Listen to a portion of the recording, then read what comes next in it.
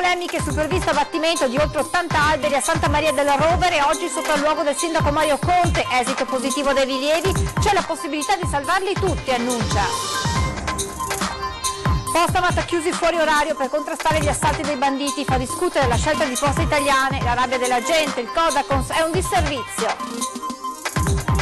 Grave incidente domestico, Volpavo del Montello, anziana ricoverata al centro grandi ustionati di Padova dopo essere stata investita da una fiammata mentre accendeva la stufa.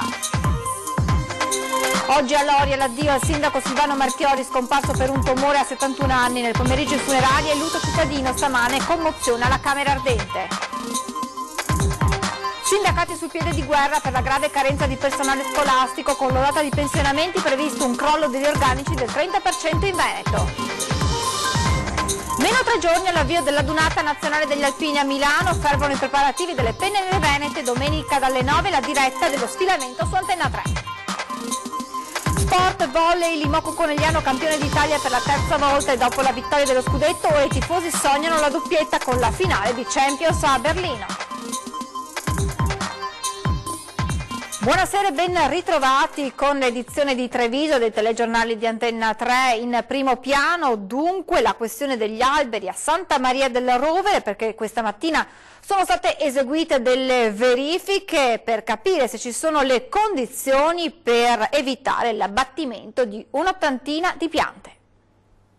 Nel complesso riusciremo a salvare quasi tutte le piante del quartiere. Il quartiere a cui fa riferimento il sindaco Mario Conte è quello di Santa Maria della Rovere e gli alberi che l'amministrazione punta a salvare sono le piante che dovevano essere tagliate secondo un progetto di riqualificazione dell'area.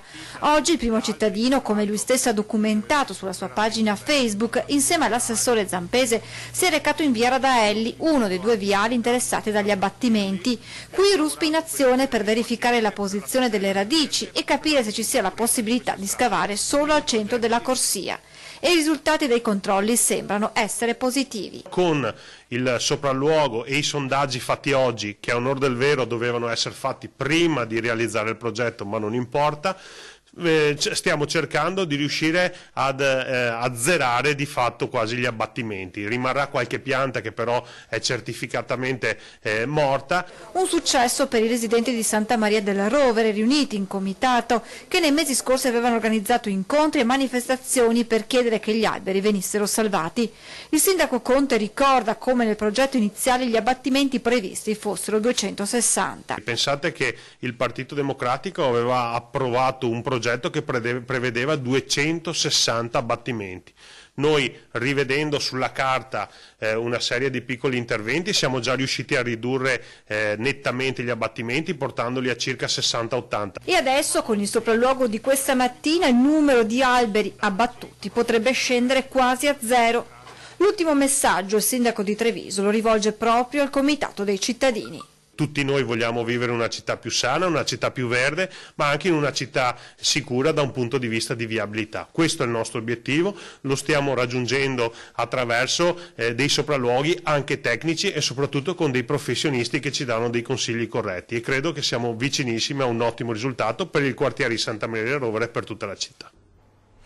Adesso il caso dei Postamat chiusi fuori orario. La scelta delle poste non piace alla gente che protesta e dice è un disservizio. La decisione è stata presa anche se manca l'ufficialità dopo i numerosi assalti agli sportelli delle poste. Non si potranno più prelevare contanti fuori dagli orari lavorativi. La decisione di Poste Italiane, in accordo con le forze dell'ordine, è arrivata dopo l'escalation di assalti agli ATM. L'iniziativa per il momento partirà anche se non c'è l'ufficialità nelle province di Treviso e Venezia, ma non è detto che possa essere allargata a tutto il territorio regionale. Un modo, fanno sapere dalla SPA, per dissuadere i malviventi a mettere a segno i colpi nei bancomat. Vogliamo far capire ai cittadini, dicono, che lo facciamo per motivi di sicurezza, ma alla gente questa scelta proprio non va giù. Non so perché fanno queste cose, onestamente, secondo me. Tanto se uno vuole rubare o fare qualcosa lo possono fare anche negli orari di servizio, penso io, non so. I pazzi in giro ce ne sono tanti. Non mi sembra sia una cosa giusta, perché sennò dovrebbero chiudere tutti i bancomat, anche quelli delle banche, quindi gli assalti ci sono e bisogna convivere con questo. E non si fermeranno di certo, dice lei? No, sicuramente no. Penso che sarebbe forse più conveniente il bancomat che sia sempre aperto, insomma, per la disponibilità magari delle persone magari che non hanno la possibilità nel pomeriggio, ma per cui la sera dopo il lavoro. Secondo me non va bene, secondo me non va bene. I cittadini che dicono è un disservizio perché alla fine se uno vuole prelevare di domenica non lo può fare. Sì, appunto, una cosa brutta per la gente, perché uno può venire per ricevere soldi, deve aspettare che non c'è bancomat, deve aspettare gli uffici. Che cosa si dice? È così. Unica voce fuori dal coro. Per me va bene così, va bene chiudere nelle ore fuori orario, sì, capito, di chiusura. Sarà solo un disservizio e basta e non risolverà il problema, dice Franco Conte di Codacons. Bisogna risolvere il problema di ordine pubblico e non diminuire il servizio ai cittadini. I correntisti di Poste Italiane infatti non potranno più prelevare la domenica mattina o sabato sera. I postamat rimarranno chiusi. È un disservizio pubblico di valore sociale. Ridurre la funzionalità crea solo un disagio, spiega Conte. Poi aggiunge, insomma, Poste Italiane salverebbe così i suoi bancomat mandando i malviventi in quelli delle altre banche. Una decisione, conclude, che assolutamente non trova nessuna spiegazione. La cronaca, grave incidente domestico questa mattina poco dopo le 9 in un'abitazione di Volpago del Montello. Una donna di 77 anni è rimasta gravemente ustionata dal ritorno di fiamma causato dalla stufa. L'anziana ha tentato di avviare il fuoco e probabilmente utilizzando una bomboletta di alcol. Sul posto è intervenuta un'ambulanza, l'elicottero del SUEM insieme ai vigili del fuoco di Montebelluna. La donna si trova attualmente ricoverata al reparto grandi ustionati dell'ospedale di Padova. Lutto cittadino con serrande dei negozi abbassate nel pomeriggio a Loria per l'ultimo saluto al sindaco Silvano Marchiori che si è spento la scorsa settimana all'età di 71 anni per un tumore. Questa mattina invece camera ardente nel suo paese natale, nella frazione di Castione. Autorità, professioni d'arma, attenti! Sono le 11:30 quando il feretro del sindaco di Loria, Silvano Marchiori, giunge nella chiesa di Castione. Una semplice bara di frassino, sopra una corona di roselline rosse e un'altra di rose gialle e fiori bianchi. In mezzo il cappello con la penna nera e la fascia tricolore, simboli dei due mondi, quello da amministratore ed alpino che hanno caratterizzato la vita di Marchiori.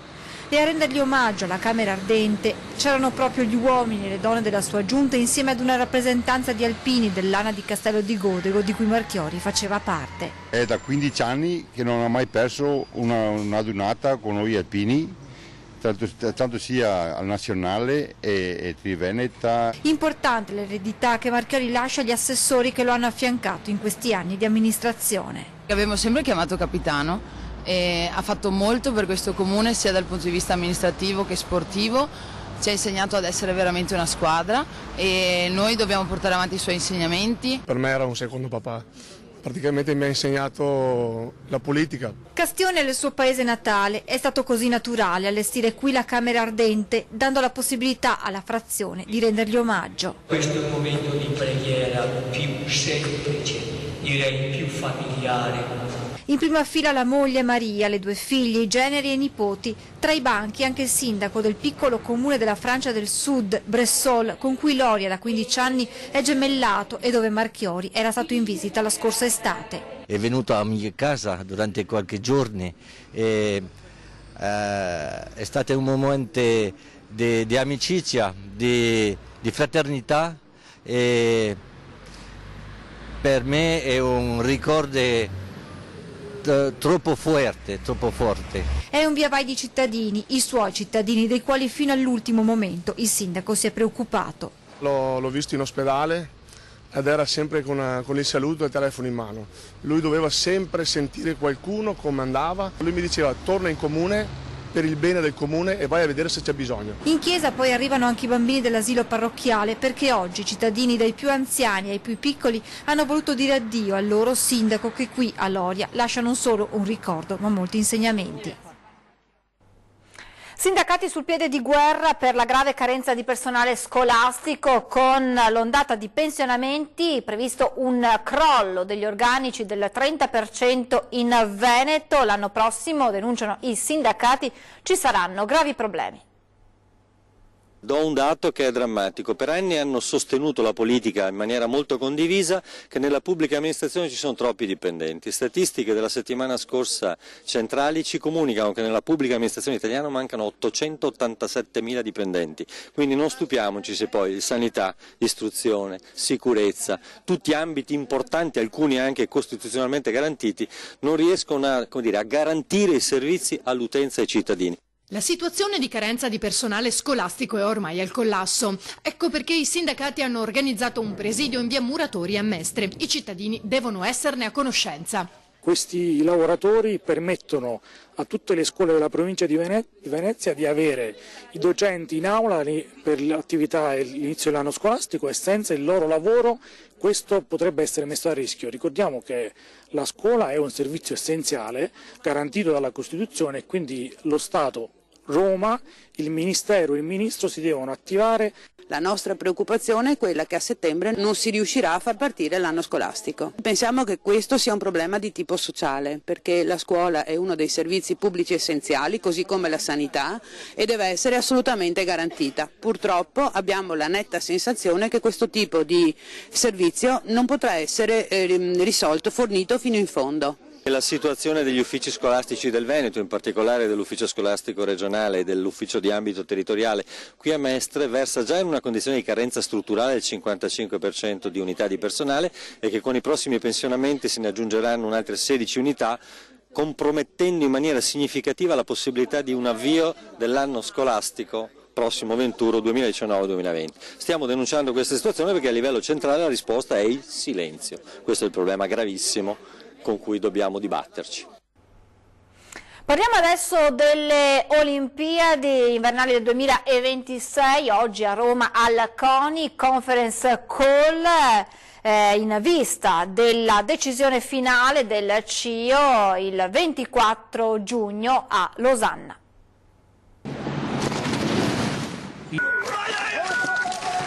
Un po' di idee ce le abbiamo, non le possiamo anticipare, ma diciamo che stupiremo tutti con effetti speciali.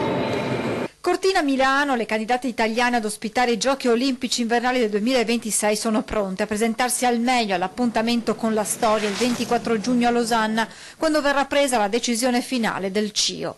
Qualche anticipazione l'ha già fornita il presidente del CONI Giovanni Malagò in occasione della conference call con le federazioni invernali internazionali. Malagò ha annunciato che sarà realizzato un inno con parole di Mogol e musiche di Ennio Morricone da inserire nel contesto dei 2 filmati di presentazione della candidatura. Ma non solo, il numero 1 dello sport italiano ha confermato che a Losanna a sostenere la candidatura italiana ci saranno grandi campioni del calibro di Arianna Fontana, Sofia Goggia, Michela Moioli, oltre che un testimonial d'eccezione, Alberto Tomba.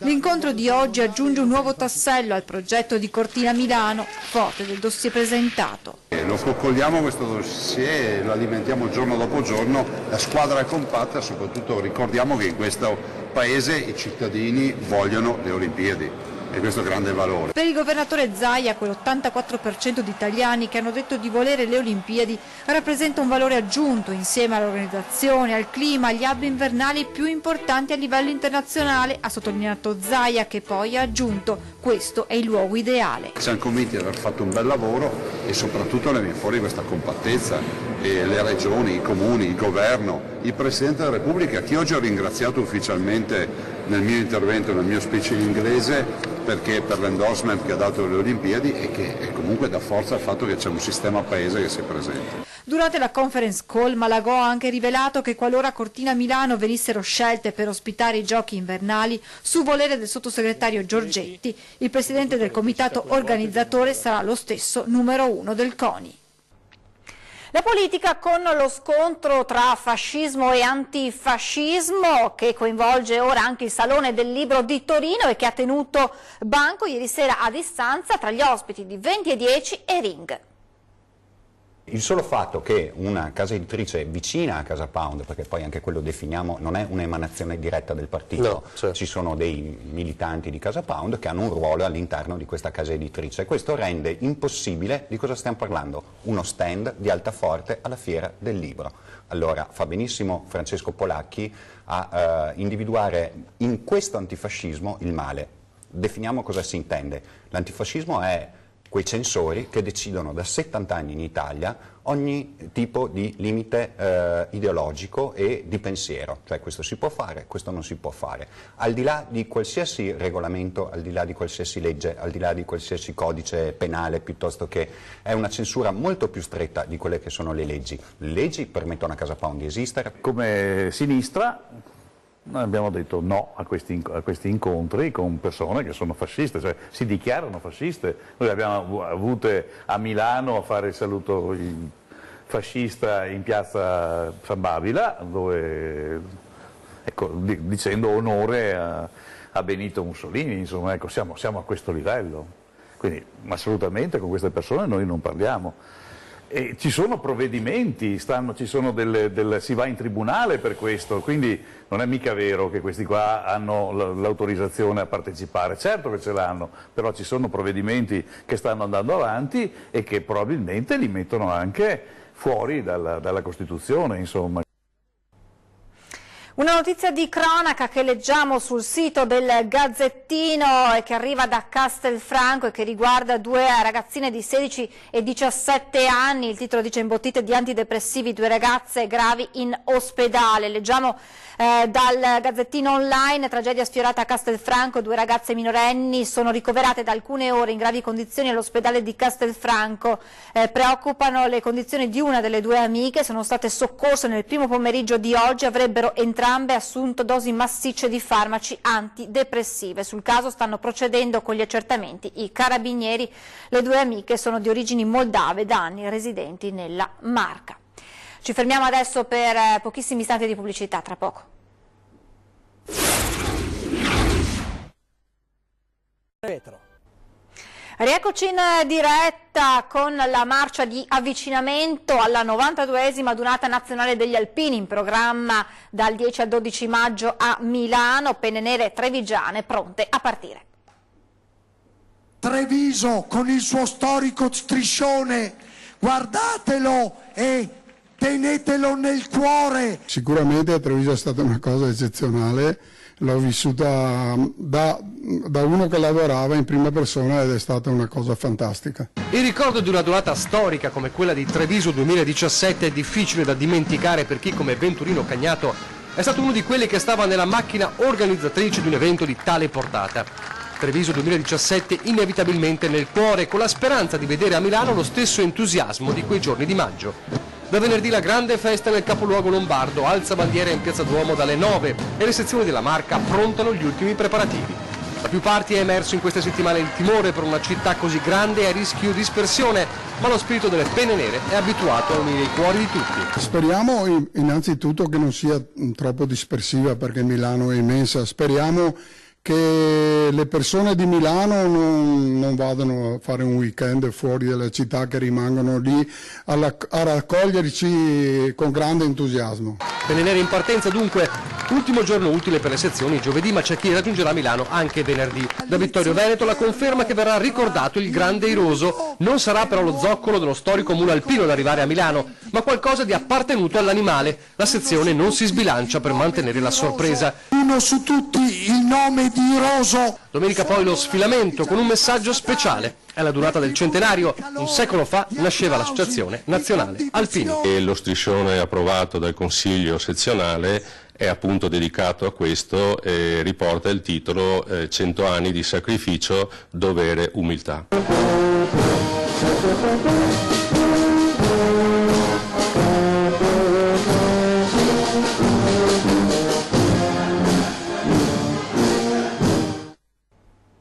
E come sempre Antenna 3 seguirà in diretta l'evento più importante della Dunata, lo sfilamento delle penne nere. Appuntamento dunque domenica 12 maggio a partire dalle 9, naturalmente su Antenna 3.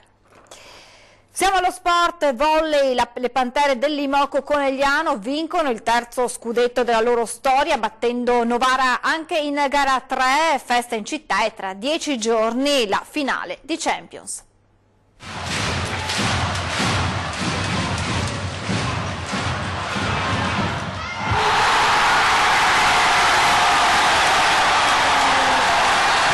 Il fiato sospeso per il tie break, l'ultima palla e poi il palaverde può esplodere di giallo-blu. È lo scudetto, è l'Imoco che si conferma campione d'Italia, è il terzo tricolore di una storia giovane ma di enorme successo.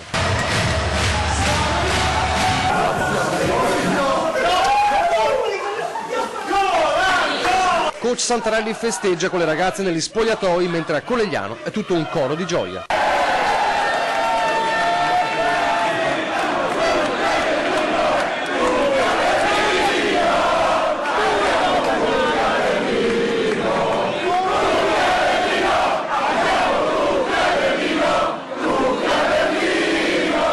Novara rende l'onore delle armi con una partita combattutissima, ben più di gara 1 e gara 2. Dopo aver perso nettamente il primo set, impatta, si ritrova sotto e pareggia di nuovo. Solo nell'ultima frazione si deve arrendere alle Pantere, da Volos a Fabris, da De Crui Fassilla a De Gennaro, tutte grandissime.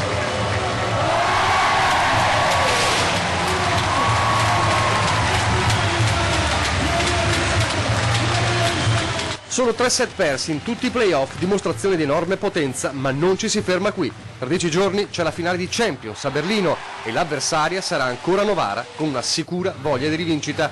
Ma è difficile contenere queste Pantere che sognano la doppietta per entrare nella storia dalla porta principale. E a Conegliano si è festeggiato per tutta la notte fino a questa mattina tra cori e brindisi e la città si è risvegliata in un turbinio di emozioni.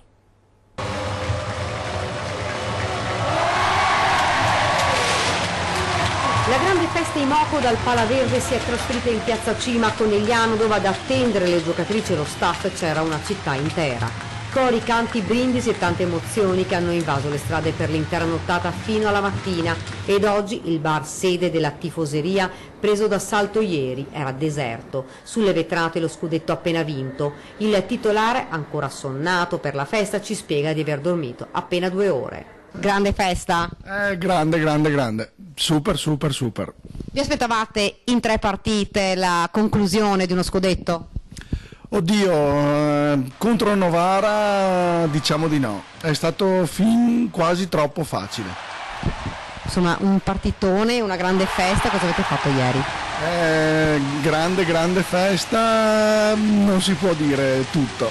E le emozioni si possono raccontare? Le emozioni sono indescrivibili, però ce ne manca ancora una. Ed oggi sedute ad un bar 2 ex giocatrici Imoco, l'argentina Carolina Costagrande e la messicana Samantha Brisio. Molto bello, abbiamo fatto parte anche noi e quindi è stato molto bello, hanno un gioco diverso, sono le più forti oggi e quindi hanno dimostrato anche in qualche momento che la partita è diventata un po' più difficile, comunque loro sono state brave, hanno dimostrato che sono le campionesse perché sono riuscite a uscire dai momenti di difficoltà, è questo che le fa ancora più forti e campionesse. Mucha emoción porque son mis compañeras y la verdad. Ha giocato 2 anni qui e quindi rivedere le sue compagne vincere le ha fatto molto piacere, specialmente avendo chiuso la serie in 3 partite. Ora tutti attendono la trasferta a Berlino per la Champions League, assaporando ancora lo scudetto. Cosa speriamo nella Coppa anche, che portino a casa quella anche. Quindi ci si aspetta? Festa. Ci si aspetta a Berlino adesso? Sì, tutti a Berlino. Un tifo da stadio, sì, da grande stadio, ecco. Finalmente dopo tante cose un po' tristi abbiamo anche la vittoria dell'Imoco. Si trasferiranno in tanti in questi giorni a Berlino. In piazza Cima dunque tutti quanti il 18 maggio per tifare ancora una volta Imoco. Vi ricordo dopo di noi l'appuntamento con 20:10 in studio Viviana Dalcin del Movimento 5 Stelle e Luca Saccone dei Verdi. È tutto con Treviso, ci fermiamo qui, adesso previsioni del tempo, grazie per averci seguito e buona serata.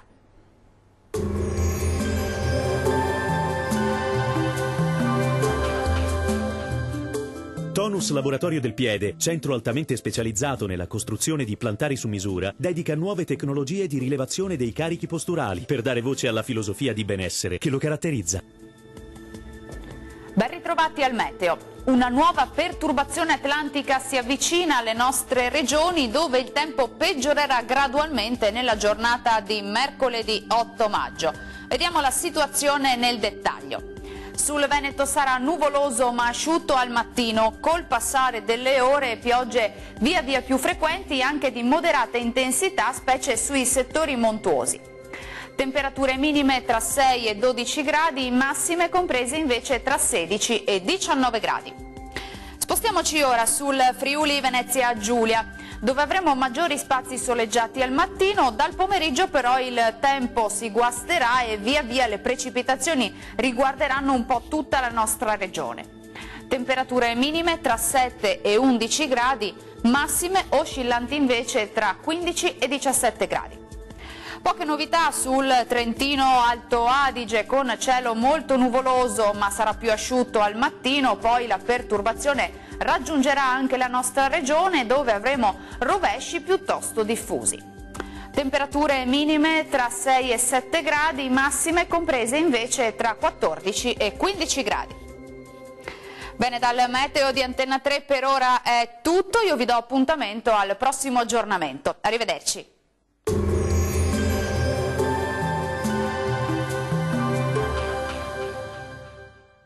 Tonus è il miglior negozio di calzature moda comoda. Qui troverete il più vasto assortimento di calzature Fratelli Tomasi. Eleganza e comodità, perché camminare è vivere.